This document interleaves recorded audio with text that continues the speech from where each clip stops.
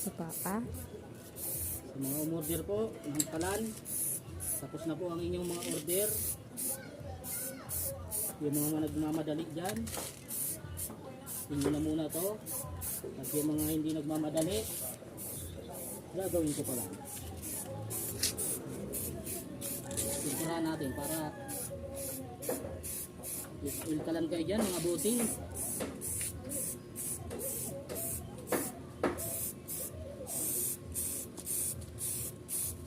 Ang hapon pa.